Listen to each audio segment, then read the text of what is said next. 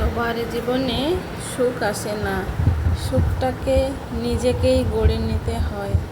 আবার পারিপার্শ্বিক অনেক কিছু আছে, তুমি সুখের সন্ধান করলেও সে সুখ কোনোভাবেই তোমার কপালে যদি না থাকে সে আসবে না। দিন যেমন যায়, রাত আসে, রাত যায়, দিন আসে। সব দিনের মতো আজকেও একটি দিন, যেই দিনের সকালও সুন্দরভাবে আমার হয়েছে।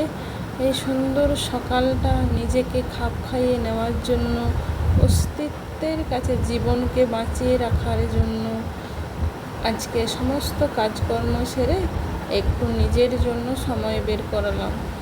চায়ের লিকার চায়ে, যেটাতে শরীরের ক্ষেত্রেও ভালো, হয়তো নিজের মন চেয়েছে তাই নিজের জন্য।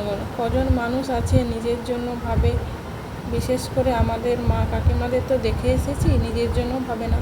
আজও আমি একজন মা, নিজের জন্য কতখানি ভাবি, শুধু পরের জন্যই মনে হয় জীবনটাকে দিয়ে এসেছি।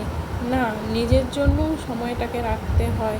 নিজেরও শখ, আহ্লাদ, সুখ, আশা, আকাঙ্ক্ষা কীভাবে মেটানো যায় সেটাকেও ভাবতে হয়। এই 38 বছর বয়সে এতদিন মনে হয় নিজের জন্য কতটা ভেবেছি, স্বার্থপর হয়েছি? না, হইনি। তো আজ ভাবছি যদি স্বার্থপর হতে পারতাম হয়তো ভালো হতো। যাক, চাটা আমার হয়ে গেছে, আদা দিয়ে চা। এই চাটা এখন খাবো। সঙ্গে শুধু চা খাবো না, একটু শুকনো মুড়ি দিয়ে চাটা খাবো, যেটা আমার খুব ভালো লাগে খেতে, শুকনো মুড়ি দিয়ে চা।